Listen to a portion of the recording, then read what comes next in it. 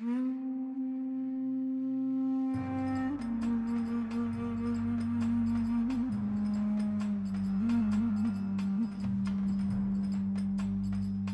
Silk Road is not just an ancient road, but a living tapestry where the histories of peoples, cultures, and traditions have intertwined for centuries. The sands of deserts, the stars in the boundless sky, the shadows of caravans crossing these lands. Every step was a meeting of civilization, an exchange of wisdom and artistry, and the road itself, a bridge between East and West. Uzbekistan, at the heart of this great pass, has always been a link between worlds. Cities like Samarkand, Bukhara, Khiva, and Tashkent be the mark of ancient history where cultures, religions, and trade converged.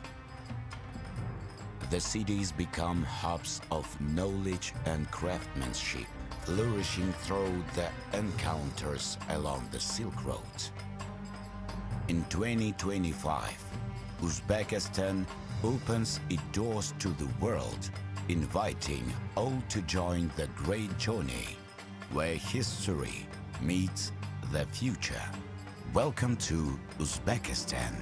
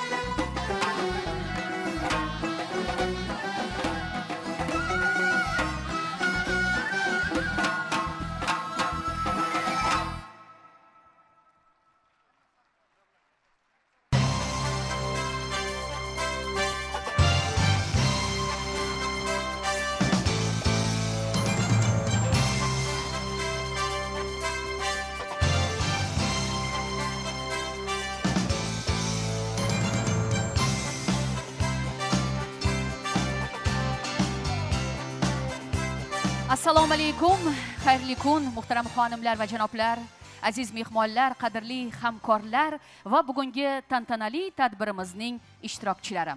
Sharqona an'anamizga ko'ra barchangizni samimiy qutlab, jannat makon diyorimizga xush kelibsiz deymiz. Bugun biz sizlar bilan shunchaki oddiy tadbirda emas, balki yirik tarixiy sana Ipak yo'lida turizm Toshkent xalqaro turizm yarmarkasining 30 yillik yubiley tantanasiga jam bo'ldik va bu 30 yillik mehnat, izlanish, hamkorlik va albatta buyuk maqsad yurtimizning sayyohlik salohiyatini dunyoga tanitish yo'lidagi sa'y harakatlarimizning asosidagi ulkan tarixdir.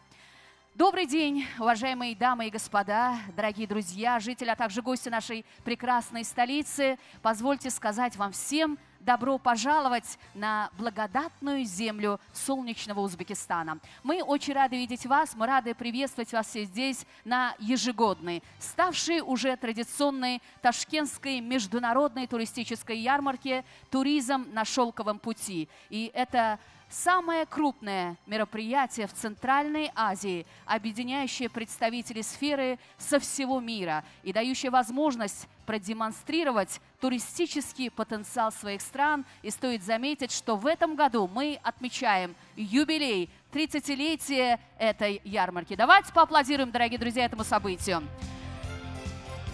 Good morning, ladies and gentlemen, dear guests, esteemed participants and partners of today's ceremonial event. In accordance with our Eastern tradition, we warmly congratulate you all and say welcome to the sunny land of Uzbekistan. Today, we are gathered here not merely for an ordinary event, but for a major historic occasion, the 30th anniversary celebration of the Tashkent International Tourism Fair, Tourism on the Silk Road. And these 30 years represent a remarkable history built on hard work, continuous research, strong cooperation, and of course a great mission promoting our country's tourism potential to the world. Azizlar, ta'kidlash kerak, 1995 yildan buyon Ipak yo'lida turizm yarmarkasi nafaqat O'zbekiston, balki butun Markaziy Osiyo mintaqasi turizm sanoatining eng yirik, eng rang-barang va eng nufuzli tadbirlardan biri sifatida mustahkam imkoniyatlar eshigini ochadi. Va bugungi yubiley nafaqat bosib o'tilgan yo'lga nazar tashlash, balki yangi marralar va kelgusi 30 yil uchun ham katta mas'uliyat va yangi imkoniyatlar eshigini ochadi desak, hech ham xato va mubolag'a bo'lmaydi. Honored participants and distinguished guests of our country, since 1995, the Tourism on the Silk Road Fair has secured a leading position as one of the largest, most vibrant and the most prestigious events not only in Uzbekistan, but across the entire Central Asian tourism industry. And today's anniversary isn't only an opportunity to look back at the path we have traveled, but also a moment that opens the doors to new milestones, greater responsibility and new opportunities for the next 30 years. Ana endi aziz mehmonlar, muhtaram xonimlar va janoblar, bugungi tantanali tadbirimizni ochib berish uchun so'z O'zbekiston Respublikasi Turizm qo'mitasi raisi Shadiyev Umid Rustamovichga beriladi. Дамы и господа, слово для открытия нашей сегодняшней ярмарки предоставляется председателю Комитета по туризму Республики Узбекистан Шадиеву Умиду Рустамовичу. Ladies and gentlemen,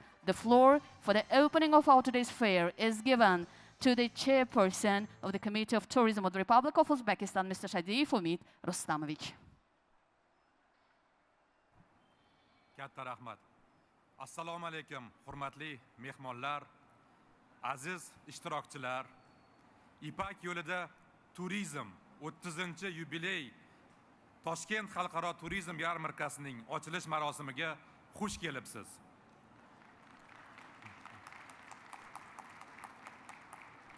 Toshkent xalqaro turizm yarmarkasi 30 yildan beri xalqaro maydonda mamlakatimizning ijobiy imijini shakllantirishga hamda turizm sohasi vakillarining uchrashishiga munosib hissa qo'shib kelmoqda.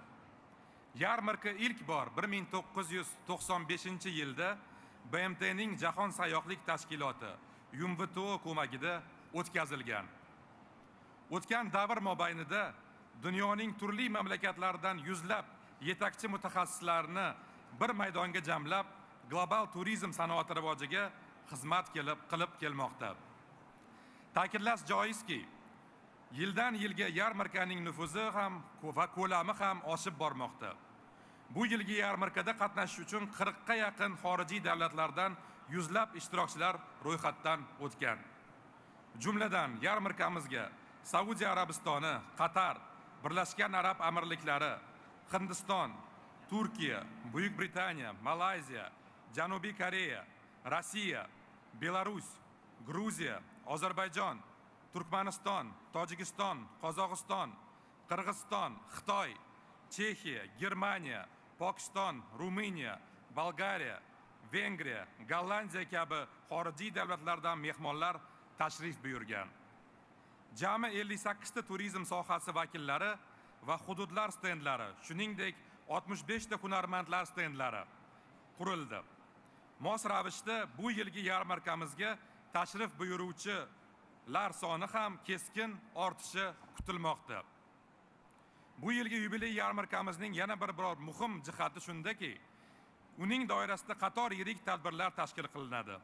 Xususan, Uzayra xalqaro aviatsiya forumi, Delicious Uzbekistan gastronomik festivali, turizm ta'limi forumi, global sayyohlik media kampusi, etno o'yinlar festivali, Islom hamkorlik tashkiloti turizm forumi o'tkaziladi. Shu o'rinda men Markaziy Osiyo Yevropa ittifoqi formatida birinchi turizm forumini ham aytib o'tmoqchiman. Ushbu tadbirga qatnashish uchun ilk marotaba O'zbekistonga Yevropa ittifoqiga a'zo 20 dan ortiq mamlakatlar vakillari kelgan. Bundan tashqari turizm bo'yicha Rossiya O'zbekiston quyi qo'mitasining 3-yig'ilishi va iqtisodiy hamkorlik tashkiloti turizm bo'yicha maslahat qo'mitasining 1-yig'ilishini o'tkazmoqdamiz. Hurmatli do'stlar, 3 kun davomida sizlar turli davlatlarning milliy stendlari ishtirokida ko'rgazmalar, dunyoga mashhur ekspertlar bilan forum va sessiyalar, xalqaro oshpazlar mahorat darslari va gastrobozor, shuningdek O'zbekistonning boy amaliy san'at namunalarini namoyish etuvchi hunarmandlar ko'rgazmasi va boshqa ko'plab qiziqarli tadbirlarda ishtirok etasiz. Boshqa stendlar qatorida ishtirokchilar uchun O'zbekistonning barcha hududlarida yaratilayotgan yangi turizm manzillarining salohiyati bilan yaqindan tanishish imkoniyati bo'ladi. An'anaga muvofiq bu yil ham ko'plab B2B uchrashuvlarni tashkil etib, yangi hamkorlik aloqalarini yo'lga qo'yish faol davom ettiriladi. Aziz mehmonlar, bugun biz siz bilan O'zbekiston turizm sektorida chuqur va keng qamrovli tizimli islohotlar yanada jadal davom etayotgan bir paytda yig'ilib turibmiz. So'nggi yillarda davlatimiz rahbari hurmatli Shavkat Mirziyoyev rahnamoligida turizm sohasining har bir jabhasida ulkan o'zgarishlar amalga oshirildi va yuksak natijalarga erishildi. Ushbu sektor milliy iqtisodiyotning strategik tarmog'i sifatida belgilandi va O'zbekiston 2030 milliy strategiyasi doirasida turizm rivojlanishining ustuvor yo'nalishlaridan biri deb tan olindi. 100 ga yaqin davlat fuqarolari uchun vizasiz rejim joriy etilgan. 1200 dan ortiq yangi sayyohlik infratuzilmasi obyektlari, ya'ni mehmonxonalar, yangi sayyohlik hududlari barpo etildi. 100 dan ziyod yangi sayyohlik yo'nalishlari tashkil qilindi. Bu sa'y-harakatlar albatta o'z mevasini bermoqda. 2024-yilda mamlakatimizga kelgan xorijlik sayyohlar soni 10 million nafarga yetdi. Biz bu bilan cheklanib qolmayapmiz. 2030-yilda ushbu ko'rsatkichni 20 millionga yetkazish bo'yicha ishlar olib borilmoqda. Bugun O'zbekiston yirik turizm destinatsiya va global hamkorlik maydoniga aylanish yo'lida dadil qadam tashlamoqda. Yaqinda hurmatli prezidentimiz tomonidan imzolangan O'zbekiston Respublikasi Turizm qo'mitasi faoliyatini tashkil etish va turizm sohasini jadal rivojlantirish chora-tadbirlari to'g'risidagi qarori ushbu yo'nalishdagi sa'y-harakatlarimizni yangi kuch bilan yanada jadallashtirishga katta turtki beradi. Hurmatli ishtirokchilar, O'zbekistonda va butun mintaqada turizm sektorida hamkorlikning imkoniyatlari nihoyatda keng va hali to'liq ishga solinmagan. Ishonchim komilki, Ipak yo'lida turizm 30 Toshkent xalqaro turizm yarmarkasi nafaqat yurtimiz, balki butun Markaziy Osiyo mintaqasida turizm sanoatini rivojlantirish, xalqaro hamkorlik geografiyasini yanada kengaytirish yo'lidagi muhim maydon bo'lib xizmat qiladi. Barchangizga samarali uchrashuvlar, foydali muzokaralar va unutilmas taassurotlarni tilab qolaman. E'tiboringiz uchun rahmat. Katta rahmat, Umid Rustamovich, aziz mehmonlar. Bugungi tantanali tadbirimiz davom etadi. Уважаемые гости, участники нашего сегодняшнего мероприятия, ни для кого не секрет, что одним из самых близких братских народов для узбекского народа являются наши соседи, народ Таджикистана. И с большим удовольствием я приглашаю на сцену председателя комитета по развитию туризма при правительстве Республики Таджикистан господина Джамшеда Джурахона Джумахонзаду. Ladies and gentlemen, the floor is given to Chairman of the Committee for Tourism Development under the government of Tajikistan, Mr. Jamshed Jumakhonzada. Ташакур идет. Спасибо большое. Уважаемые дамы и господа, уважаемые друзья, в первую очередь я хотел бы выразить благодарность нашим узбекским друзьям, нашим узбекским братьям за приглашение, за возможность участвовать в такой прекрасной стране, в таком прекрасном городе, город Ташкент, и такое замечательное мероприятие, как Ташкентская международная туристическая ярмарка. Также я хотел бы поздравить наших узбекских братьев с юбилеем, 30-летием проведения данного мероприятия. Действительно, проведение таких мероприятий, выставок и ярмарки дает прекрасную возможность представить туристический потенциал. И необходимо отметить, что страны региона Центральной Азии за последние годы правительство наших стран уделяет очень большое и важное значение туристическому сектору. И в частности правительство Республики Таджикистан во всех стратегических своих документах определило туристический сектор как одним из приоритетных направлений экономической политики страны. И действительно, туризм – это не просто бизнес, это не просто экономика, это, конечно, возможность ознакомиться с культурой других стран, это возможность завести дружбу, новые знакомства.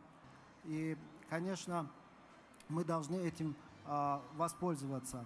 В частности, в нашей стране за последние годы приняты очень важные меры поддержки для туристической отрасли Республики Таджикистан. Таджикистан, как вы знаете, известен в первую очередь своими уникальными природными данными, также своей историей, культурой, и что, конечно, привлекает очень много туристов.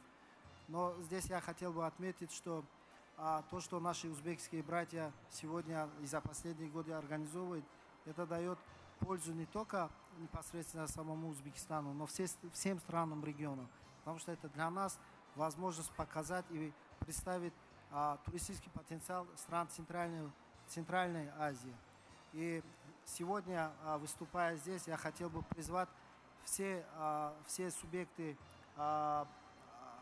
сферы туризма воспользоваться этой возможностью, воспользоваться проведением данной выставки, организацией B2B встреч, для того, чтобы укрепить наши связи и развивать туристический потенциал, и наладить совместные турпакеты для того, чтобы действительно воспользоваться этим потенциалом, и чтобы все страны нашего региона от этого выиграли, и побольше туристов мы смогли бы привлечь в наши страны.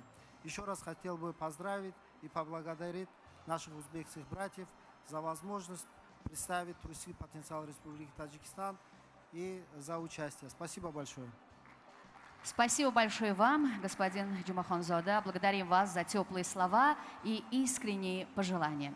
Дорогие друзья, уважаемые участники нашей ярмарки, как всем известно, теплые дружеские отношения и культурно-экономические связи между узбекским и русским народами берут свое начало много веков назад. И сегодня всестороннее сотрудничество между Узбекистаном и Россией продолжает динамично развиваться, а двусторонние отношения поднимаются на новый уровень. И теперь позвольте пригласить на сцену для приветственного слова заместителя министра экономического развития Российской Федерации господина Дмитрия Сергеевича Вахрукова.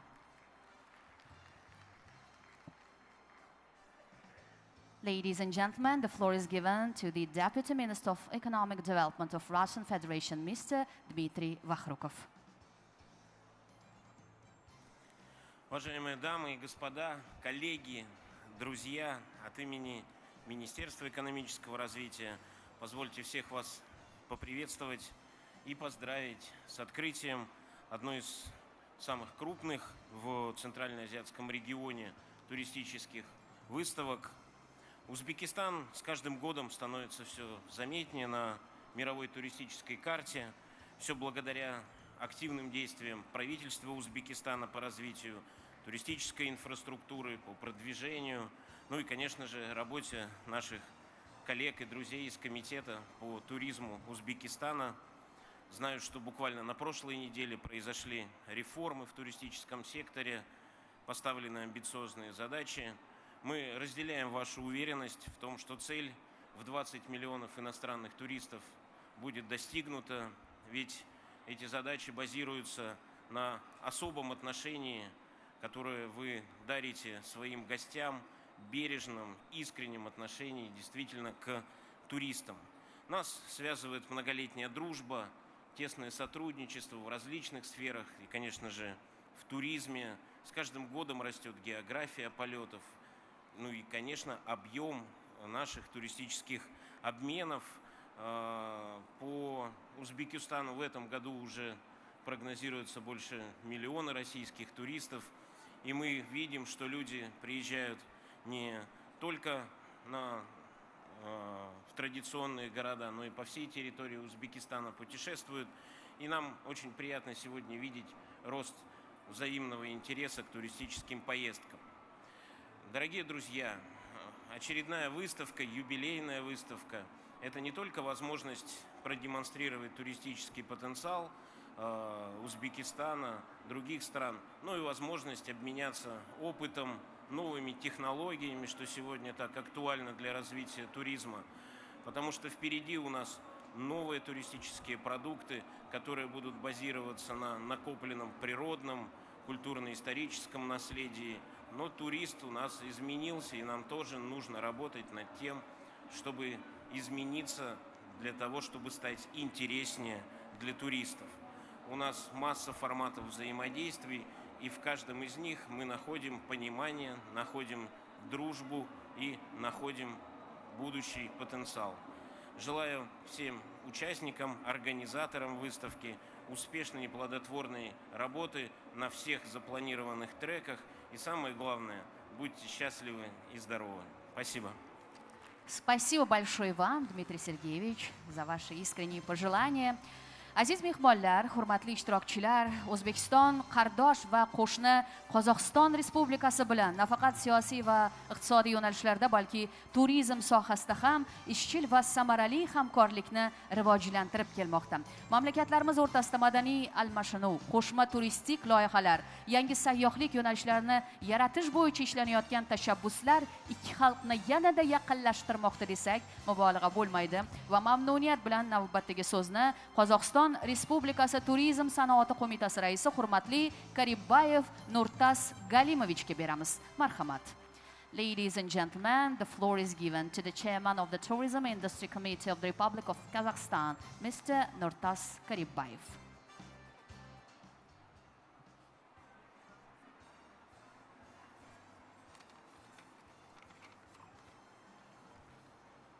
Assalomu alaykum. Hurmatli mehmonlar, do'stlar, hurmatli Umid Рустамович, извиняюсь, hurmatli xonimlar va mirzolar, уважаемые дамы и господа, дорогие коллеги, разрешите от имени Министерства туризма и спорта выразить благодарность за приглашение на Ташкентскую международную ярмарку «Туризм на шелковом пути».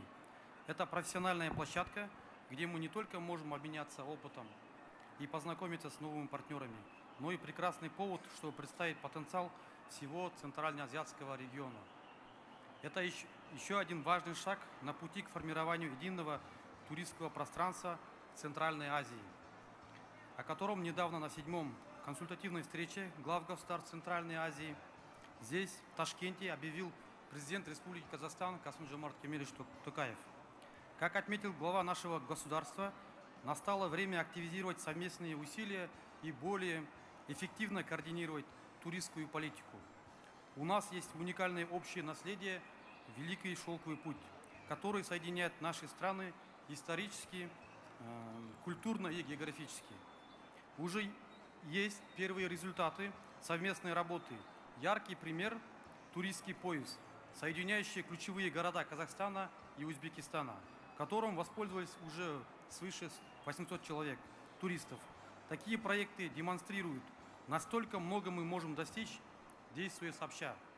Мы уверены, что укрепление сотрудничества между странами Центральной Азии в сфере туризма откроет новые горизонты для устойчивого развития, роста взаимных туристских потоков и укрепления дружбы между нашими народами.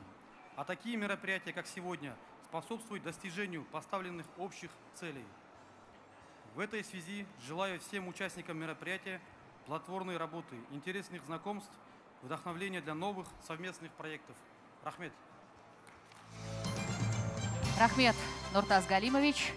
Aziz mehmonlar, bilamizki, aynan hunarmandchilik o'zbek xalqining qadimiy madaniy merosining asosiy yo'nalishlaridan biri hisoblanadi va bizni mamlakatimizga tashrif buyuruvchi sayyohlar doimo hunarmandlarimiz tomonidan yaratilgan ajoyib bir mahsulotlarni, suvenirlarni o'zlari bilan esdalik sifatida o'z mamlakatlariga olib ketishadi. Va men ayni damda ruxsatingiz bilan so'zni Hunarmand uyushmasi raisi Mirzaahmedov Rasuljon Turg'unbayevichga beraman. Marhamat. Ladies and gentlemen, the floor is given to the chairman of Hunarmand Association, Rasuljon Mirzaahmedov. Assalomu alaykum. Hurmatli tadbir qatnashchilari, aziz mehmonlar, xush kelibsizlar. Mana Umid Rustamovich aytib o'tganlaridek, muhtaram prezidentimizni e'tibor tufayli, farmon qarorlari tufayli mana har yili O'zbekistonda turizm rivojlanyapti, turistik obyektlar ko'payyapti va mana shu turistik obyektlar ko'paygan sari bizni hunarmandligimizni hunarmandlarimizga sharoitlar yaratyapti va hunarmandchilik mahsulotlarimizni sotishimizga katta yordam bo'lyapti. Mana bugungi yirik tadbirda mana xalqaro hunarmandchilik yarmarkasi ham o'z ishini boshlayapti. Ushbu yarmarkada 10 dan ortiq davlatlardan, mana shu Rossiya, Yaponiya, Qozog'iston, Qirg'izistondan hunarmandlarimiz hamda butun O'zbekistonning hududlaridan 200 ga yaqin hunarmandlarimiz qatnashyapti. Bu xalq amaliy san'at ustalari, non-moddiy madaniy meros saqlovchilari o'z mahorat dastlari bilan, o'z mahsulotlari bilan qatnashyapti. Imkoniyatdan foydalanib barchalaringni mana shu bizni xalqaro hunarmandchilik yarmarkasiga ham taklif qilib qolaman. Rahmat hammalaringga. Sizga ham katta rahmat, Rasuljon Turg'unbayevich. Aziz mehmonlar, bugungi tadbirimizning qadrbaland ishtirokchilari. Ta'kidlash kerak, bugungi yarmarkamizda qardosh Ozarbayjon Respublikasining hamkor davlat sifatida qatnashayotgani biz uchun katta sharafdir va aynan xalqlarimiz o'rtasidagi asrlar davomida shakllanib kelgan mustahkam do'stlik rishtalari, qadimiy tarix, umumiy madaniy meros hamda uzoq yillik samarali hamkorlik bog'lab turadi va ayni damda ruxsatingiz bilan so'zni Ozarbayjon Davlat turizm agentligi raisi maslahatchisi janob Kenan Guluzadega beramiz. Marhamat. Ladies and gentlemen, the floor is given to the advisor to the chairman of the State Tourism Agency of Azerbaijan, Mr. Kenan Guluzadeh.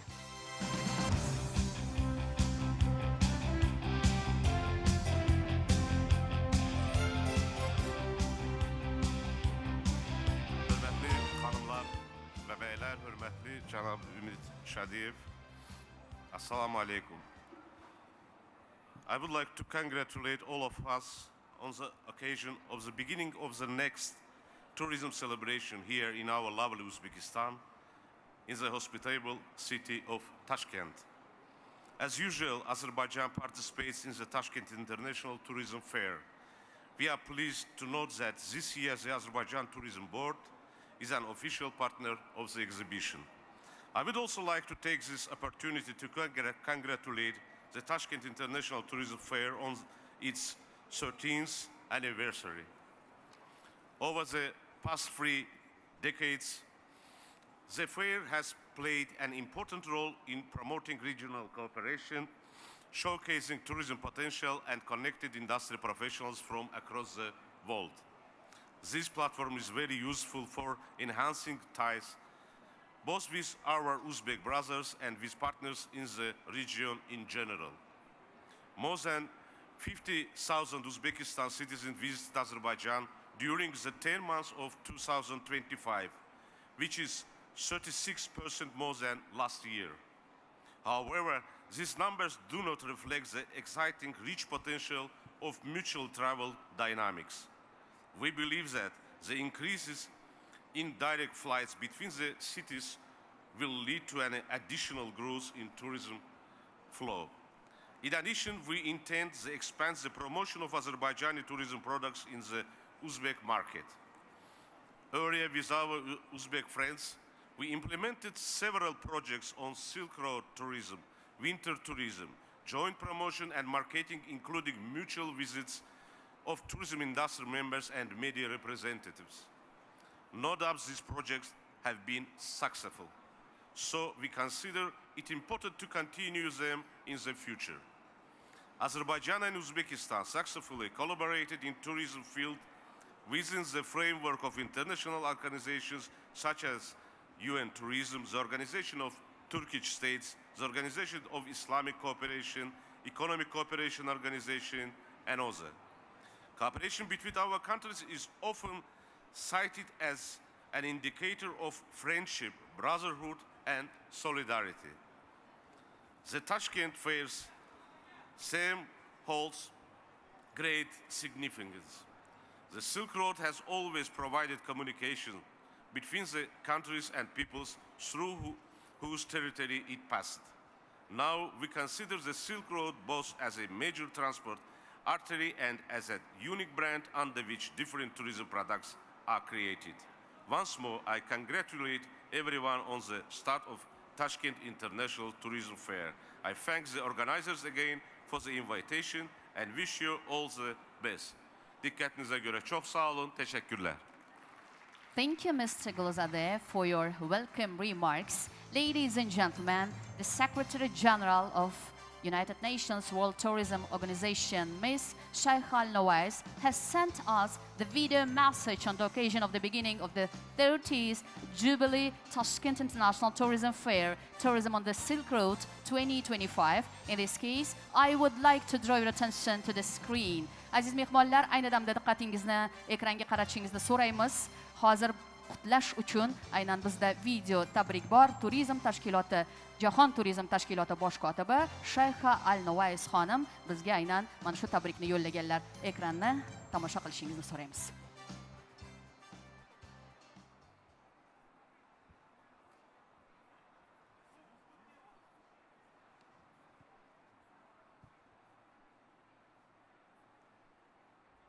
Bringing together partners from across Central Asia, Southeast Asia, and Europe. The participation of so many nations reflects the growing global momentum behind this region and the shared belief in its future. I truly wish I could have been there with you in person. Uzbekistan holds an important place in the work I will begin when I assume office in January, and I look forward to visiting Tashkent soon to deepen our collaboration. But I also want to acknowledge the wider community gathered here, from Kazakhstan and Georgia to South Korea, Thailand, Indonesia, Azerbaijan, the Czech Republic, and others, all contributing to a powerful rising tourism ecosystem. Central Asia is experiencing exceptional momentum. The region is reconnecting with the world in new ways through increased air links, modernized infrastructure, streamlined visa policies, a renewed focus on culture preservation. Over the past few years, we have seen consistent growth in arrivals across the region. Countries like Kazakhstan and Uzbekistan have expanded their visitor numbers significantly. Georgia has become one of Europe's fastest growing destinations, and South Korea continues to be one of Asia's strongest outbound markets, bringing enormous potential for meaningful partnerships across this region. What makes this rise so compelling is not only the numbers, it is the identity behind them. Tourism here is deeply tied to heritage, community, and continuity. Central Asia is home to some of the world's most extraordinary cultural assets: the ancient cities of the Silk Road, the traditional crafts and music, the nomadic heritage of the steppe, the mountains of Kazakhstan and Kyrgyzstan that stretches from the Caspian to the Tian Shan. These are not passive attractions. They are strengths that resonates with today's travelers who increasingly seek meaning, authenticity, and connection, not just scenery. Across the region, culture is not curated behind glass. It is lived, shared, and carried through generations. At the same time, countries represented here have taken bold steps to modernize their tourism landscapes. High-speed rail networks in Uzbekistan, expanding air connectivity in Kazakhstan, strong hospitality development across Georgia, new tourism zones in Azerbaijan, and digital transformation efforts across Southeast Asian partners. All of these signal a region preparing for a new era of sustainable, diversified tourism. As I prepare to assume office in January, I want to be very clear about my commitment to each of you. My mandate will focus on strengthening regional connectivity, accelerating investment into tourism infrastructure, and helping destinations diversify their offerings. From cultural heritage and rural tourism to digital experiences and nature-based travel, we will support workforce development so that communities benefit directly from tourism's growth. And we will work closely with governments across Central Asia, Southeast Asia, and Europe to advance policies that make travel more seamless, sustainable, and resilient. Just as importantly, I intend to elevate the voice of this region on the global tourism stage. The Silk Road is not only a historic corridor, it's a modern bridge of opportunity, and I want the world to see the potential that all of you are building here. This is what makes this gathering so important. It shows how nations with distinct histories are building a shared future through tourism.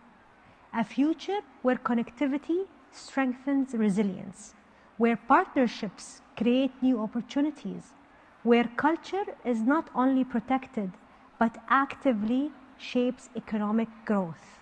For us at the UN Tourism, the rise of Central Asia, supported by partners across Asia and Europe, reflects a global truth.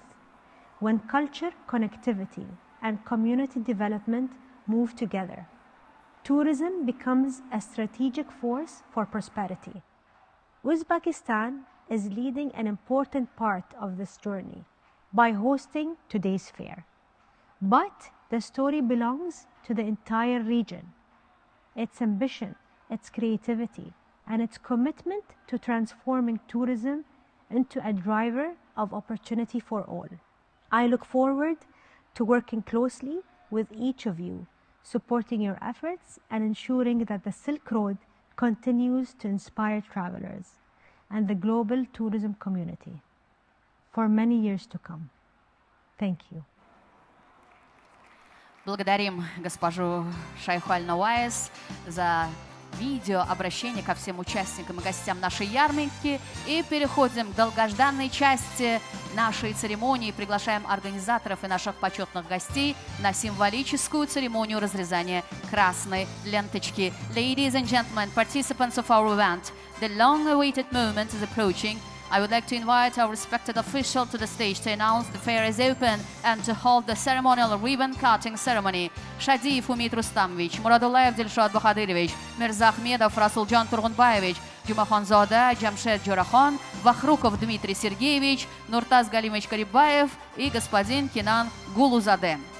Aziz mehmonlar, ayni damda uzoq kutilgan onlarni e'lon qilamiz. Yarmarkani ochiq deb e'lon qilish uchun hamda tantanali lenta kesish marosimini o'tkazish uchun hurmatli mas'ullarimizni sahnamizga taklif etdik. Ladies and gentlemen, get ready to give the big round of applause. So if our officials are ready, we would like to count down 1, 2, 3. Аплодисменты, дорогие друзья. Алкышларинgiz. 30-я юбилейная Ташкентская международная туристическая ярмарка «Туризм на шелковом пути 2025» объявляется открытой. Мы поздравляем всех с этим грандиозным событием. И на протяжении предстоящих 3 дней желаем всем вам плодотворного и успешного сотрудничества. Aziz mehmonlar, demak, hayajonli lahzalarni ortda qoldirib, Ipak yo'lida turizm 30-chi Toshkent xalqaro turizm yarmarkasi ochiq e'lon qilindi. Мы просим наших организаторов и почетных гостей сфотографироваться на память. Va barchangizga yarmarka davomida har tomonlama manfaatli kelishuvlarga erishib, ulkan zafarlar tilab qolamiz. Kuningiz xayrli o'tsin, xonimlar va janoblar. Ladies and gentlemen, distinguished guests, leaving the exciting moments behind, we have just declared the Tashkent International Tourism Fair, Tourism on the Silk Road 2025 opened, and we wish you great success in reaching mutually beneficial agreement during the fair. Have a good one, ladies and gentlemen. Thank you very much for your attention.